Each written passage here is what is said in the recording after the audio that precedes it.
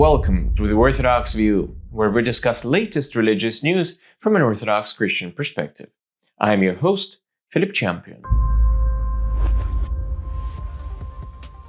Do Catholics and Protestants still need to be baptized when joining the Orthodox Church? It seems that there is no consensus on this matter at the moment. A few days ago, the Bishops' Council of the Finnish Orthodox Church of the Patriarchate of Constantinople gathered at the Church's Administrative Center in Kuopio, northern Savonia, under the chairmanship of Archbishop Leo of Helsinki and all Finland. The four bishops addressed a number of issues, including questions of liturgics, dogma, and popular piety. One of the topics discussed was the issue of baptism. In particular, the Synod voiced their stance against receiving converts by baptism if they had been baptized in water in the name of the Holy Trinity in their former denomination. Archbishop Leo proposed to publish a pastoral document on the unacceptability in Finland of the practice of rebaptizing such Christians. And the hierarchs decided to ask several doctors of theology to present the necessary theological and canonical justifications as part of the preparation of the text. Ortho Christian recalls that the Finnish Orthodox Church and the Evangelical Lutheran Church of Finland signed a joint statement in October 2022 that converts from one to the other would not be baptized because, I quote, "the churches recognize the validity of baptism celebrated in both of them." Such a decision by the Finnish bishops has provoked mixed reactions in the Orthodox world. Some say that the principle of economia, according to which the Church does not always rebaptize converts, should not be made a rule. On the contrary, this principle must remain an exception to the rule. But rather than going too deep into the theological analysis of the debate, we shall share with you a passage from the document called Basic Principles of the Attitude of the Russian Orthodox Church toward the Other Christian Confessions, which was adopted by the Jubilee Bishops' Council of the Russian Orthodox Church in the year 2000. Here's what it says on the topic of baptism. The Orthodox Church, through the mouths of the Holy Fathers, affirms that salvation can be attained only in the Church of Christ. At the same time, however, communities which have fallen away from Orthodoxy have never been viewed as fully deprived of the grace of God. Any break from communion with the Church inevitably leads to an erosion of her grace-filled life, but not always to its complete loss in these separated communities. This is why the Orthodox Church does not receive those coming to her from non-Orthodox communities only through the sacrament of baptism. The existence of various rites of reception, through baptism, through chrismation, through repentance, shows that the Orthodox Church relates to the different non-Orthodox confessions in different ways. The criterion is the degree to which the faith and order of the Church, as well as the norms of Christian spiritual life, are preserved in a particular confession.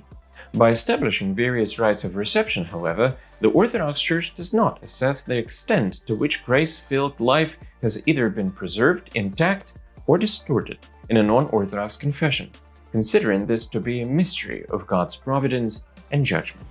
Therefore, while we agree with the view that the principle of economia should not be made a rule, we must nevertheless bear in mind the existence of different practices on this matter in the Orthodox Church. We should also hope and pray that this issue will be considered at the Pan-Orthodox Council at some point in the future. Those who seize the church buildings of the Ukrainian Orthodox Church will not be saved on Judgment Day, says a world-famous elder from Mount Athos. A Ukrainian news website called Union of Orthodox Journalists has published a conversation with pilgrims of a revered Athonite elder, Gabriel of Cathedral, who is a disciple of another famous elder, Saint Paisios the Athonite. According to Elder Gabriel, modern persecutors of the canonical church in Ukraine will be condemned on Judgment Day alongside those who persecuted Christians from the early centuries of Christianity. When asked about the fate of those who take away church buildings from the Ukrainian Orthodox Church, the elder stated that they would not be saved. Here's what he said: "We must pray and be patient and continue to do good deeds. They won't be saved. They won't go to paradise. On the day of judgment, they'll be condemned with those who have persecuted Christians since the first centuries of Christianity. It is not the first time that Elder Gabriel speaks about the church affairs in Ukraine. In October 2020, he wrote a letter calling for Mount Athos to wake up, in which he particularly mentioned the fact that several monasteries decided to have communion with the so-called Orthodox Church of Ukraine. In April 2021, he said that schismatics and those who pray with them won't be saved. And in August 2022, he joined with a group of monks to protest the planned visit of Epifani Dumenko, head of the so-called Orthodox Church of Ukraine, to Mount Athos. And now the Athonite elder has called upon the faithful of the Ukrainian Orthodox Church to practice patience and prayer.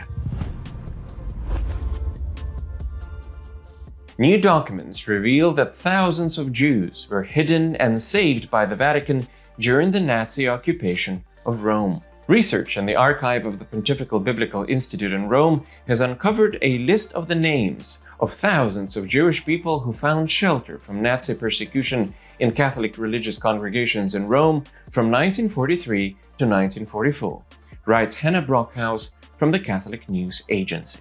The Nazis occupied Rome from September 10, 1943 until June 4, 1944, when the city was liberated by the Allies.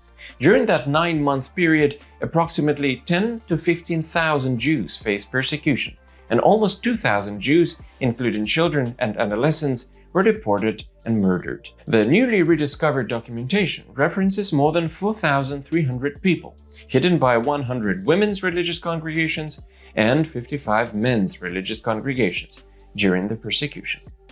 Of the 4,300 people referenced, 3,600 people are identified by name.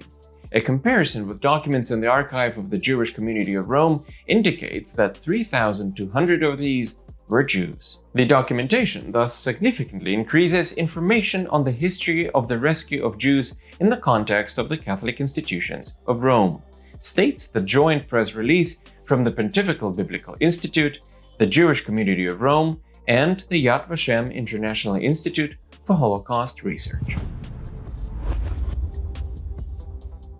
Good news from Bulgaria.